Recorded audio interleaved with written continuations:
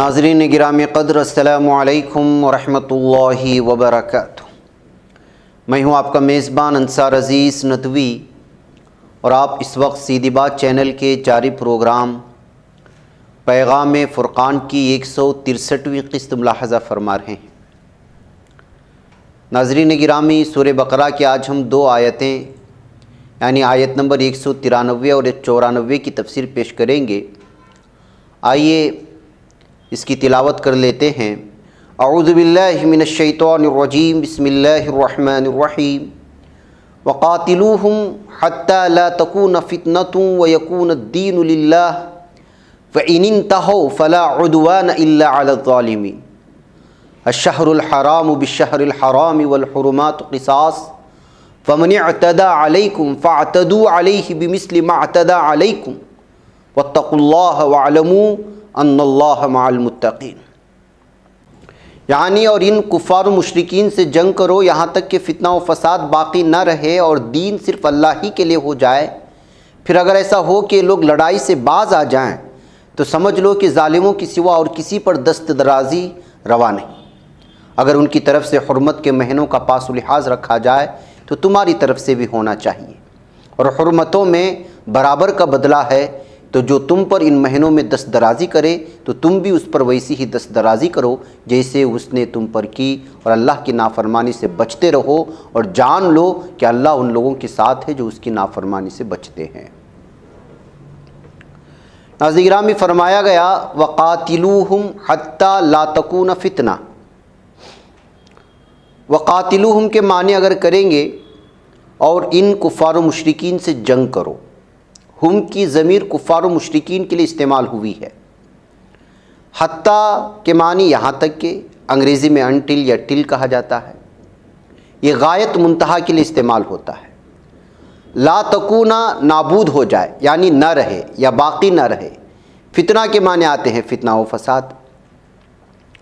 مولانا عبد الماجد دریابادی لکھتے ہیں وقاتلوہم میں ہم کی ضمیر کس کی طرف ہے؟ جنگ جاری رکھنے کا حکم کس کے مقابلے میں دیا جا رہا ہے؟ ظاہر ہے کہ روئے زمین کے عام کفار بھی مراد ہو سکتے ہیں اور مشرکین عرب بھی سمجھے جا سکتے ہیں، لیکن فقہائے حنفیہ اور بکثرت تابعین نے اس سے مراد مشرکین مکہ ہی لی ہے۔ لا تکون فتنہ یعنی حدود حرم اور حدود عرب کے اندر شرک و کفر باقی نہ رہنے پائے۔ فتنہ سے مراد یہاں کفر و شرک ہے کہ اس مفہوم پر محققین امت کا اجماع ہے۔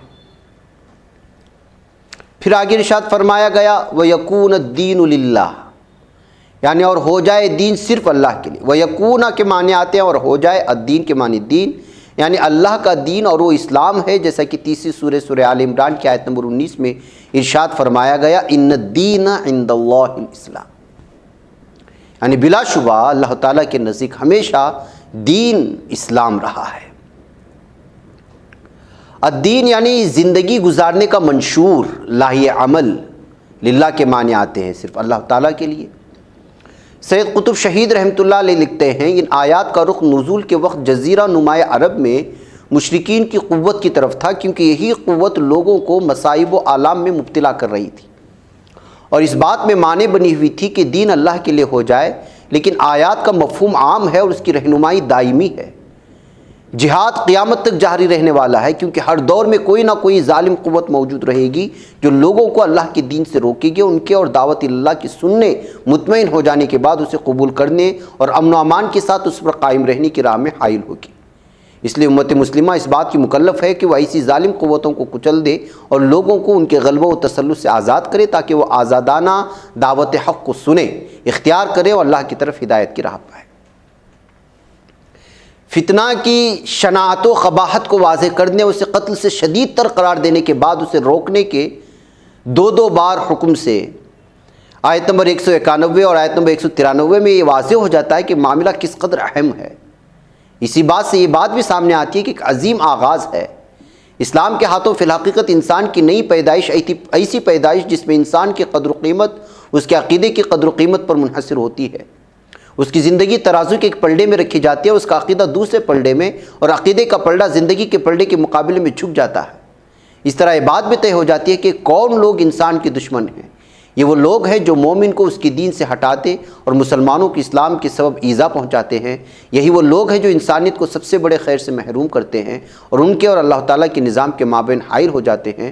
انہی لوگوں کے سلسلے میں امت مسلمہ کا فرض ہے کہ ان سے جنگ کرے اور مقاتلہ جاری رکھے یہاں تک کہ فتنہ و فساد نہ رہے اور دین اللہ کے لیے ہو جائے۔ قتال کے سلسلے میں نازل ہونے والی ان اولین آیات میں اسلام نے جس عظیم امر کا آغاز کیا وہ ہمیشہ قائم اور جاری رہنے والا ہے۔ حقیقت یہ ہے کہ عقیدہ ایسے افراد سے مسلسل دوچار ہوتا رہے گا جو اس پر اور اس کے ماننے والوں پر مختلف صورتوں میں ظلم و زیادتی کرتے رہیں گے، اور نہ صرف مومن افراد اور جماعتیں بلکہ بعض اوقات پوری کی پوری مسلمان قومیں ایذا رسانی اور مصائب و آلام کا شکار ہوتی رہیں گی۔ پھر جس شخص یا گروہ کو اس کے دین کے سلسلے میں فتنہ انگیزی اور اس کے عقیدے کے سلسلے میں ایذا رسانی سے کسی بھی صورت اور کسی بھی شکل میں دوچار ہونا پڑے، اس پر ایک فریضہ عائد ہوتا ہے کہ وہ ایسے لوگوں سے جنگ اور قتال کرے اور اس عظیم آغاز کو پھر جاری اور متحقق کرے جسے اسلام نے شروع کر کے انسان کو نئی پیدائش اور نئی زندگی بخشی ہے۔ آگے پھر فرمایا گیا ناظرین گرامی فَإِنِ انْتَهَوْا فَلَا عُدْوَانَ إِلَّا عَلَى الظَّالِمِينَ، یعنی پھر اگر ایسا ہو کہ لوگ کفار و مشرکین لڑائی سے باز آ جائیں تو سمجھ لو کہ ظالموں کی سوا اور کسی پر دست درازی روا نہیں۔ فَإِنِ انْتَهَوْا، پھر اگر ایسا ہو کہ وہ رک جائیں، باز آ جائیں کے معنی میں آتے ہیں، اور فلا عدوانہ کے معنی اگر کریں گے تو پس نہیں ہے زیادتی، یعنی یہ لوگ کفار و مشرکین لڑائی سے باز آ جائیں۔ الا علی الظالمین کے معنی کریں گے تو اس کا معنی آتے ہیں مگر ظالموں پر، یعنی تو سمجھ لو کہ ظالموں کی سوا اور کسی پر دست درازی روا نہیں ہے۔ جو لوگ فتنہ و فساد پھیلانے سے رک جائیں انہیں معاف کر دیا جائے اور ظالموں کی سرکوبی کی جائے تاکہ شر اور شریر لوگ ماحول کو خراب نہ کرنے پائیں۔ آگے پھر فرمایا گیا الشہر الحرام بالشہر الحرام والحرمات قصاص، یعنی اگر ان کی طرف سے حرمت کے مہینوں کا پاس و لحاظ رکھا جائے تو تمہاری طرف سے بھی ہونا چاہیے اور حرمتوں کا برابر کا بدلہ ہے۔ الشہر الحرام، اگر ان کی طرف سے حرمت کے مہینوں کا پاس و لحاظ رکھا جائے تو الشہر مہینہ اور اس کی جمع ہے اشہر یا شہور کے معنی۔ الحرام حرمت والا، عظمت والا، اس کے معنی ممنوع اور ناجائز بات کے بھی ہوتے ہیں۔ الشہر الحرام حرمت والا مہینہ، یعنی ایسا مہینہ جس میں لڑائی جھگڑا ناجائز اور ممنوع ہے۔ اہل عرب حج کے مہینوں کو اشہر حرم کہتے تھے، یعنی ان میں لڑنا جھگڑنا ناجائز اور ممنوع سمجھا جاتا تھا، گویا کہ یہ مہینے حرمت والے تھے۔ مسجد الحرام بیت اللہ کو کہتے ہیں حرمت اور عزت والی مسجد، اس لیے کہ اس میں بہت سی باتیں ممنوع ہیں۔ والحرمات تمہاری طرف سے بھی ہونا چاہیے، اور حرمتوں میں حرمت اس کا مفرد ہے، قصاص برابر کا بدلہ۔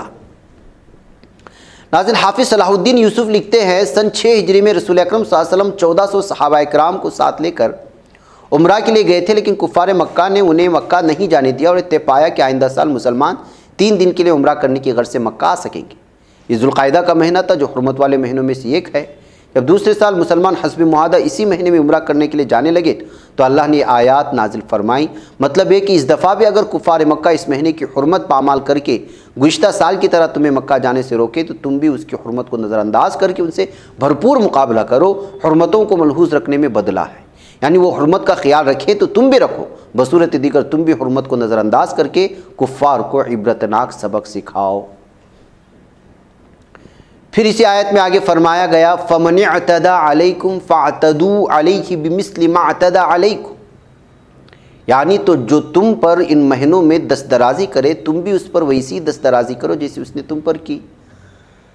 فمن، تو جو کوئی ان مہینوں میں اعتدا کے معنی دست درازی کرے یا زیادتی کرے، علیکم تم پر یا اوپر تمہارے، تینوں معنی آ سکتے ہیں۔ فاعتدوا تو تم بھی زیادتی کرنا بدلے میں، علیہ اوپر یا اس کے یا اس پر، یعنی زیادتی کرنے والے کے ساتھ۔ بمثلی کے معنی آتے ہیں ویسی ہی یا اس جیسی، معتدا کے معنی جیسا کہ زیادتی کی انہوں نے آپ کے ساتھ یا اس نے، دست درازی کی اس نے، یہ بھی معنی لے سکتے ہیں۔ علیکم تمہارے ساتھ یا ان پر یا اوپر۔ پھر آگے فرمایا گیا واتقوا اللہ وَاعْلَمُوا أَنَّ اللَّهَ مَعَ الْمُتَّقِينَ، یعنی اور اللہ کی نافرمانی سے بچتے رہو اور جان لو کہ اللہ ان لوگوں کے ساتھ ہے جو اس کی نافرمانی سے بچتے ہیں۔ واتقوا اللہ، اور اللہ کی نافرمانی سے بچتے رہو، اللہ سے ڈرتے رہو، اس کا تقوی اختیار کرو، یعنی اللہ کے احکام کا ہر وقت خیال رکھتے رہو۔ وَاعْلَمُوا کے معنی اور جان لو یا پہچان لو کے معنی آ سکتے ہیں، اور ان اللہ کہ بے شک اللہ تعالیٰ مع المتقین کے معنی ان لوگوں کے ساتھ ہے جو اس کی نافرمانی سے بچتے ہیں، یا جو تقوی و پرہیزگار کو اپناتے ہیں، جو متقین ہیں یعنی ڈرنے والوں کے ساتھ۔ ناظرین گرامی، ان آیات کی حکمت و بصیرت پر روشنی ڈالے تو ہمیں سمجھ میں بات آتی ہے کہ امن و سلامتی کو برقرار رکھنا اور فتنہ و فساد کو مٹانا مسلمانوں کا فریضہ حیات ہے۔ یہاں تک کہ بیت اللہ اور اس کے آس پاس کا علاقہ دار امن ہے، وہاں لڑائی جھگڑا تو بہت بڑی بات ہے، پرندوں تک کو ایذا دینا ممنوع ہے۔ وہاں بھی اگر دشمن فتنہ فساد کھڑا کر دے تو اس کی سرکوبی لازمی امر ہے۔ اس کے علاوہ دنیا میں جہاں کہیں فساد پھیل رہا ہو اور لوگوں کا جینا محال ہو چکا ہو، ان لوگوں کو ظالموں کے پنجے استبداد سے نکالنا بھی بحیثیت مجموعی امت مسلمہ کا فرض بنتا ہے۔ اور پھر یہ بھی کہ اس وقت امریکہ اپنی اتحادیوں کے ساتھ مسلمانوں کے در پہ آزار ہے۔ یہ آیت مسلمانوں کو خواب غفلت سے بیدار کر رہی ہے کہ انہیں اپنی صفوں میں اتحاد پیدا کریں، اپنے عددی اور حربی قوت کو اکٹھا کریں، ظالموں کو ان کے ظلم کا مزہ چکھائیں، اللہ تعالیٰ کی مدد یقیناً ان کے ساتھ ہوگی۔ دنیا کو ہے پھر میرے کے روح بدن پیش، تہذیب نے پھر اپنے درندوں کو ابھارا، اللہ کو پامردی مومن پہ بھروسہ، ابلیس کو یورپ کی مشینوں کو سہارا۔ ناظرین گرامی، یہاں وقت ہو چلا ہے، ہمیں اجازت دیں۔ السلام علیکم ورحمۃ اللہ وبرکاتہ۔